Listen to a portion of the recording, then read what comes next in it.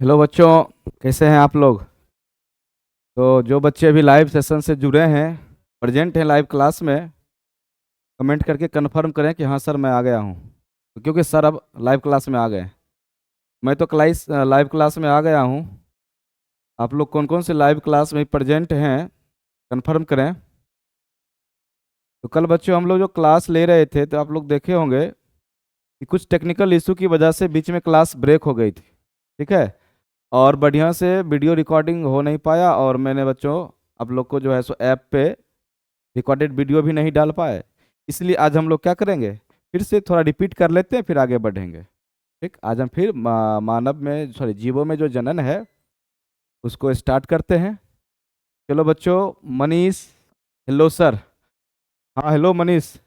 चलिए आ गए।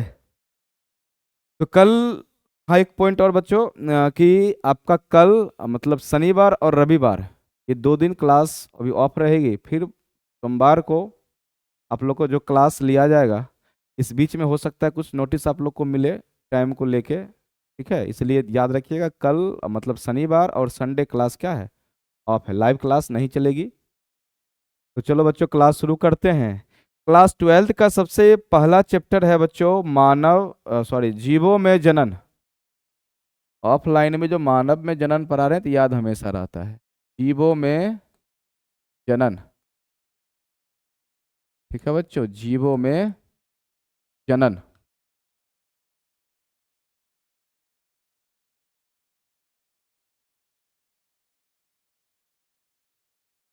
Reproduction, reproduction in organisms. तो बच्चों कल हम लोगों ने इस टॉपिक को शुरू तो किए थे, लेकिन पता ही है कि कुछ प्रॉब्लम के कारण इसको पूरा नहीं कर पाए थे। आइए बच्चों, इसमें मुख्य रूप से कितने टॉपिक हम लोग को पढ़ना था, 3। एक जीवन अवधि, दूसरा क्या बताए थे अलैंगिक जनन, तीसरा क्या था लैंगिक जनन। उससे भी पहले बच्चों हम लोग क्या देखेंगे कि प्रजनन क्या है, प्रजनन या जनन क्या है, जीव जनन क्यों करते हैं। ये 2 सवाल इस पे डिस्कस करेंगे। उसके बाद बच्चों आपका चैप्टर क्या कर देंगे, चालू कर देंगे। पहला क्या है बच्चों, प्रजनन या जनन क्या है। तो प्रजनन याद रखना, जीवों की वह क्षमता होती है जिसके माध्यम से जीव अपने ही जैसे छोटे से संतति को क्या करते हैं, जन्म देते हैं। ठीक है। प्रजनन मतलब जनन जीवों की वह क्षमता होती है। मान लो बच्चों ये एक जीव है, ठीक है, बना दो इसको, प्रकार से एक जीव बनाओ।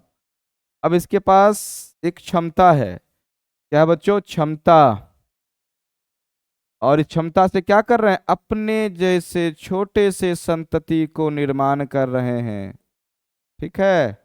और इस संतति को क्या बोलते हैं, ऑफ स्प्रिंग, इंग्लिश में क्या बोलेंगे, ऑफ स्प्रिंग। ध्यान देना, ये बच्चों क्या है, जनक हैं, और इनके पास एक क्षमता है जिसके माध्यम से क्या किए, छोटे से संतति को जन्म दिए। इसी क्षमता को बच्चा क्या बोलते हैं सर, जनन बोलते हैं। क्या बोलेंगे, जनन। मतलब जीवों के पास वह क्षमता होती है जिसके माध्यम से अपने ही जैसे छोटे से संतति को क्या करते हैं, जन्म देते हैं। उसे क्या कहते हैं, जनन। मोटा मोटी समझने के लिए बच्चों याद रखना, जनन जीवों की क्षमता होती है। क्या होती है, क्षमता। और ये क्या किए, अपने जैसे छोटे से बच्चे को जन्म दिए। अब बात ये आती है बच्चों कि जीव जनन क्यों करते हैं।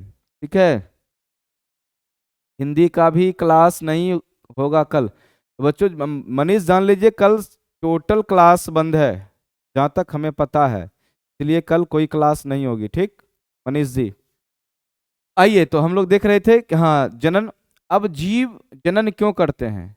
तो एक बात बताओ बच्चों कि सबसे अधिक बुद्धिजीवी प्राणी कौन होता है, मनुष्य होता है कि नहीं होता है। जब मनुष्य के जो दंपत्ति होते हैं, जब उनको संतान की प्राप्ति नहीं होती है तो क्या करते हैं समाज के लोग, उसको ताना मारते हैं, बांझ बोलते हैं, निर्वंश बोलते हैं। और वो भी आदमी चाहता है कि बुढ़ापे का सहारा हो, मेरा वंश बढ़े। ठीक है। कहीं न कहीं वो उनकी मानवों में जो ये इच्छा होती है कि मेरा वंश बढ़े, संतान की उत्पत्ति हो, उसी प्रकार से बच्चों सभी जीव चाहते हैं कि मेरा वंश बढ़े, मेरी जाति का अस्तित्व बरकरार रहे, हमारा जाति आगे हमेशा पृथ्वी पर अपना दबदबा क्या कर रहे, बना के रखे। इसलिए जीव बच्चों क्या करते हैं, जनन करते हैं। ठीक है, तो याद रखना, जीव अपने जाति, अपने वंश, अपने समुदाय को बरकरार रखने के लिए क्या करते हैं, जनन करते हैं। और ये बच्चा पृथ्वी पर होना भी जरूरी है, क्योंकि कोई भी जीव यदि पृथ्वी पर से विलुप्त होते हैं तो भारी क्या होती है, संकट उत्पन्न होती है, जिसका सामना मनुष्य को करना पड़ता।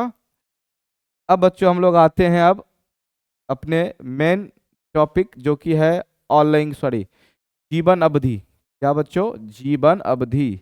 इसके बारे में कल भी डिस्कस किए थे, लेकिन कर देते हैं फिर भी।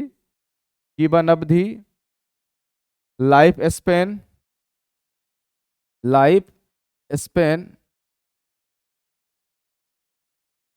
Life span. ठीक है बच्चों, याद रखना, इसका परिभाषा क्या बताए थे, किसी भी जीव का जीवन अवधि है। तो बच्चों जीव के जन्म से लेकर प्राकृतिक मृत्यु तक की जो अवधि होती है उसे क्या बोलते हैं, जीवन अवधि।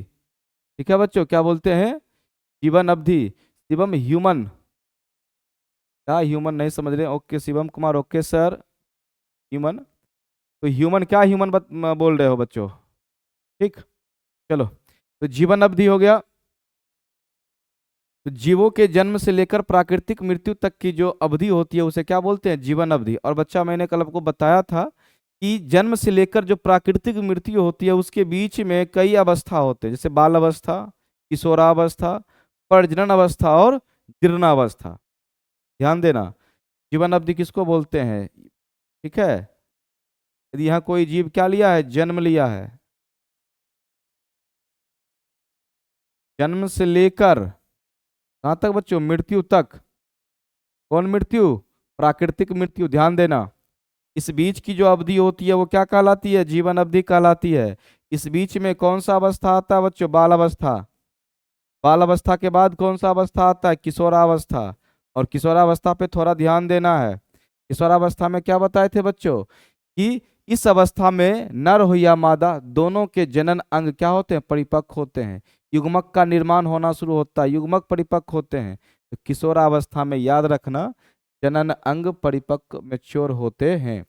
जब जनन अंग बच्चों मेच्योर होते हैं तब जाके जीव प्रवेश करते हैं प्रजनन अवस्था में। किस अवस्था में, प्रजनन में।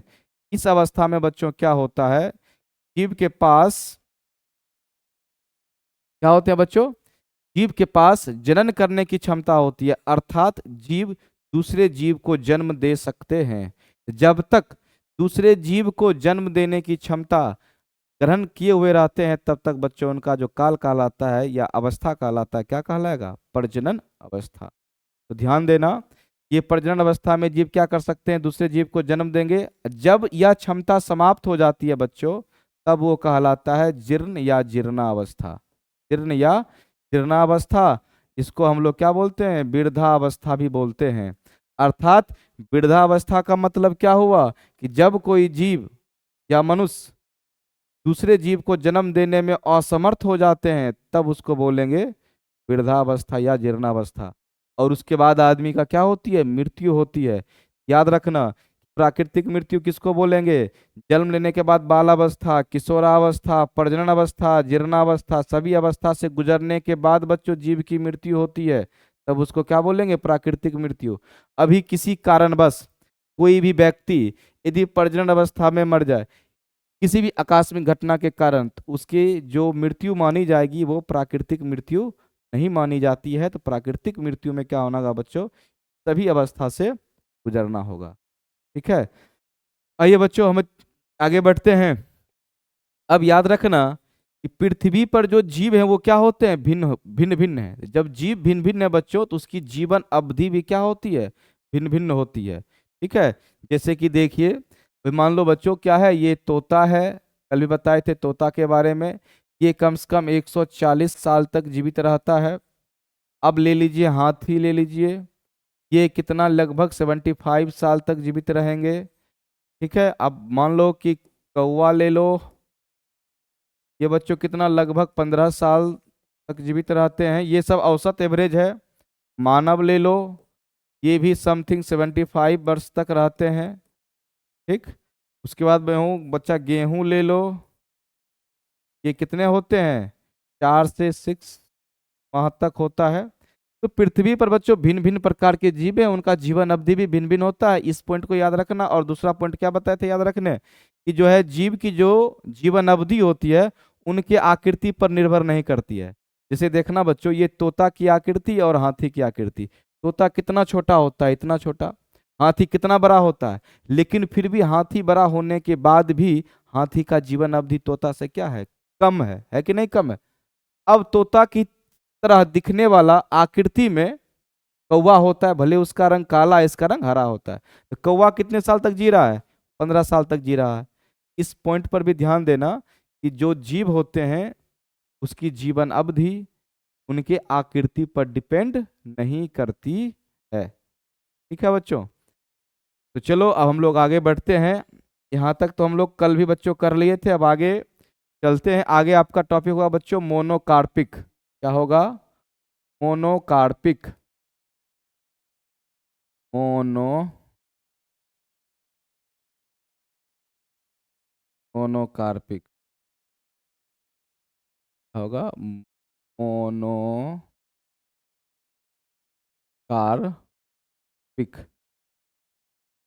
तो बच्चों मोनो का मतलब क्या होता है, एक, और कार्पिक का मतलब क्या होता है, पुष्पित होना। क्या होना बच्चों, पुष्पित होना। ठीक है, क्या होना, पुष्पित होना। ठीक, याद रखना मोनोकार्पिक। तो मोनो का मतलब एक, कार्पिक का मतलब होता है पुष्पित होना। इसका अर्थ क्या निकला बच्चों, एक बार पुष्पित होना। अर्थात बच्चों ऐसे पादप जो अपने पूरे जीवन काल में सिर्फ एक बार पुष्पित होते हैं उसको क्या बोलते हैं, मोनोकार्पिक। कहीं कहीं आपको पुष्पित के बदले बच्चों लिखा हुआ मिलेगा फल देना, फूल के बदला फल देना, अर्थात बच्चों फूल के बाद ही फल बनते हैं। इसलिए ध्यान देना कि मोनोकार्पिक का परिभाषा याद रखना कि वैसे पादप जो अपने पूरे जीवन काल में सिर्फ एक बार पुष्पित होते हैं उसे क्या बोलते हैं, मोनोकार्पिक। जैसे कि बच्चा बांस, लोग जानते हैं बांस के बारे में, बांस अपने पूरे जीवन काल में सिर्फ एक बार पुष्प देता है। उसी प्रकार से बच्चों आ जाओ गेहूं, वो भी अपने जीवन काल में एक बार पुष्प देगा, मक्का एक बार देगा, क्या कहते धान एक बार देगा, केला एक बार। ये सारे बच्चे जो पौधे होते हैं जो अपने जीवन में सिर्फ एक बार पुष्प देते हैं उसे क्या बोलते हैं, मोनोकार्पिक। इसमें बच्चों कुछ ऐसे भी पुष्प होते हैं जो एक ही बार एक साल के अंदर होते हैं तो उसे वार्षिक बोलते हैं। कोई बच्चों बहुत साल के बाद पुष्प देते हैं तो बहुवार्षिक भी बोलते हैं। जैसे मान लीजिए बांस, बांस क्या होते हैं, ये नहीं कि साले साल पुष्प देते हैं, ये तो अपने जीवन में एक बार देते भी हैं लेकिन बहुत लंबे समय के बाद देते हैं। ठीक है, अब इसी में बच्चों आता है एक टॉपिक और, नीला कुरेंजी। नीला कुरेंजी, याद रखना बच्चों, ये जो पुष्प होते हैं मुख्यतः 12 साल में एक बार पुष्पित होते हैं। कितना साल में, 12 साल में या 12 वर्ष में एक बार पुष्पित होते हैं। और ये इस प्रकार के जो पुष्प होते हैं, इसके जो पौधे होते हैं बच्चों, हम लोग के दक्षिण भारत जैसे तमिलनाडु, केरल, कर्नाटक, उस साइड के पहाड़ी क्षेत्रों में ये नीला कुरेंजी बच्चों क्या होते हैं, पाए जाते हैं। और ये 12 साल में सिर्फ एक बार पुष्पित होते हैं। इसमें पॉइंट ये याद रखना है कि 2018 में यह पुष्प क्या हुआ था, पुष्पित हुआ था। अब इसकी जो संभावना है वो कब होगी, 2030 में। ध्यान देना है, ये जो आपका नीला कुरेंजी है बच्चों, ये कब पुष्पित हुआ था, 2018 में। और 12 साल के बाद जब पुष्पित होता है तब पुष्पित कब होगा, कितने वर्ष बाद, 12 साल बाद। यह पुष्पित अब कब होगा, 2030 में। ठीक है बच्चों, इस प्रकार से आप लोग मोनोकार्पिक भी देख लिए, छोटा छोटा टॉपिक था, नीला कुरेंजी भी आप लोग क्या कर लिए, देख लिए। इसके बाद बच्चों हम लोग शुरू करेंगे अलैंगिक जनन, ए सेक्सुअल रिप्रोडक्शन। ठीक है, इसमें यदि कोई बच्चों कुछ सवाल करना है तो कर सकते हो। बच्चा बोला है एक पुष्पित होना, बच्चों एक पुष्पित नहीं, एक बार पुष्पित होना। मनीष बोल रहे हैं कि एक पुष्पित होना। मनीष सर बोल रहे हैं सर मगरमच्छ का जीवन अवधि क्या होता है, क्या होता है सर। तो जान लो बच्चों, ये मगरमच्छ का जीवन अवधि वही आपको 60-65 साल के बीच में आता है, क्योंकि आपको एक जो पीडीएफ है, उस पीडीएफ में लगभग जानवर जो एनसीईआरटी में दिया गया है मैं दे दिया हूँ, उसको जाके देखना। आपके ऐप पे मिल जाएगा बायोलॉजी वाले सेशन में, वहाँ देख लेना। ठीक है बच्चों, से मगरमच्छ का तो 60 65 साल होता है। और उसके बाद एक पुष्पित, मनीष फिर लिखे एक पुष्पित, बच्चों एक पुष्पित नहीं, एक बार पुष्पित होते हैं। एक पुष्पित नहीं मतलब एक पुष्प नहीं, ये एक पुष्प नहीं, एक बार। ठीक है, चलो। और एक बात और बच्चों, इसमें आप लोग ज़्यादा कंफ्यूज नहीं होइएगा, क्योंकि कल भी हम चर्चा किए थे कि अलग अलग प्रकाशन की बुक है। जीवन अवधि के बारे में क्या किए हैं, कुछ डाटा कम 5 साल कहीं बेसी दिया हुआ है, 5 वर्ष कहीं क्या दिया हुआ है, कम दिया हुआ है। इसलिए बच्चों जो मैं दिया हुआ एनसीईआरटी से रिलेटिव है, उसको देख लेना, याद कर लेना। ठीक है, चलो आगे हम लोग चलते हैं। अलैंगिक जनन।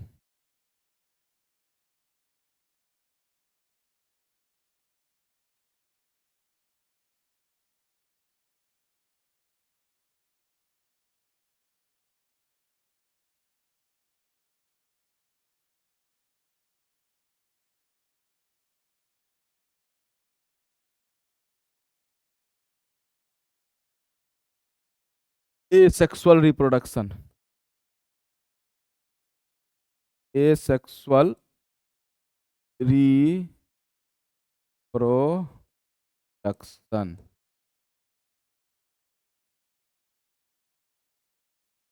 तो बच्चों ध्यान देना, इसमें जो अलैंगिक जनन जो होता है वो होता है एक जीव। इसमें जो भाग लेते हैं, कितने जीव भाग लेते हैं, एक जीव भाग लेते हैं। ठीक है, क्योंकि इसमें बच्चों गेमेट की आवश्यकता नहीं होती है, अर्धसूत्री विभाजन नहीं होता है। जो भी जीव होते हैं उनमें समसूत्री विभाजन होता है, और एक ही जनक क्या करते हैं, अपने नए संतति को निर्माण करते हैं। चलो बच्चों, पहले सबसे पहले इसका प्रकार जानो, प्रकार के बाद हम फिर यहाँ से अलैंगिक जनन, इसके प्रकार पे डिस्कस करते हुए इसको क्या करेंगे, खत्म करेंगे। ले जान लो, इसके एक अंतर्गत हम लोग बच्चों पढ़ेंगे। सबसे पहला हम लोग का होगा बच्चों मुकुलन। क्या पढ़ेंगे, सॉरी मुकुलन नहीं, सॉरी बच्चों, ये क्या, विखंडन। क्या पढ़ेंगे, विखंडन। ठीक, फीजन के बाद 2 नंबर में हम लोग बच्चों पढ़ेंगे मुकुलन, को बोलते हैं बडिंग। 3 नंबर में बच्चों हम लोग पढ़ेंगे बीजाणु जनन, बीजाणु जनन, स्पोर स्पोर फॉर्मेशन।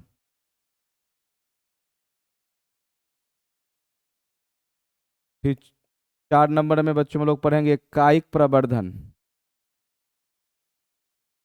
कायिक प्रवर्धन। ठीक है, वेजिटेटिव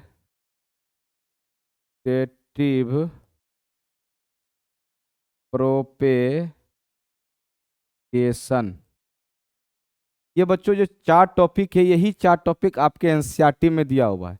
इसके अलावा भी बच्चों 2 टॉपिक हम लोग पढ़ेंगे, एक फ्रेगमेंटेशन पढ़ेंगे और एक रीजनरेशन पढ़ेंगे। लेकिन ये जो 4 टॉपिक लिखे हैं, यही 4 टॉपिक आपकी जो बुक है उस बुक में दिया हुआ है। इसके अलावा हम लोग क्या पढ़ेंगे, रीजनरेशन और फ्रेगमेंटेशन। ठीक है, तो बच्चों अब हम लोग कल अगले क्लास में एसेक्सुअल रिप्रोडक्शन को बढ़िया से शुरू करेंगे। ये topic asexual reproduction.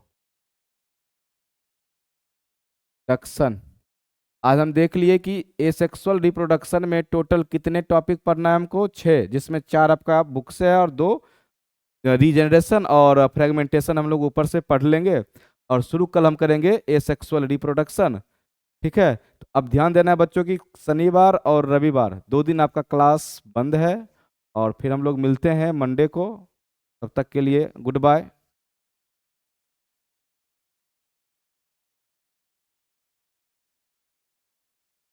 Manish Kumar बोल रहे हैं बायोलॉजी का कौन सा बुक लेना है।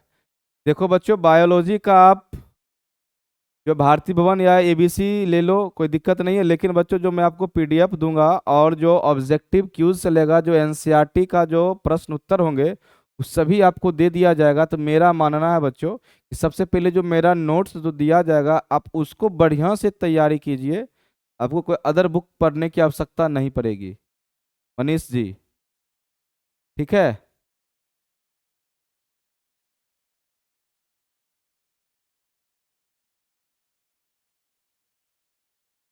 मनीष जी, कल कोई क्लास नहीं है, कल भी नहीं, कल कोई क्लास नहीं है। ठीक। और एक पॉइंट इसमें देखना। ठीक। ओके। और बच्चों ओके।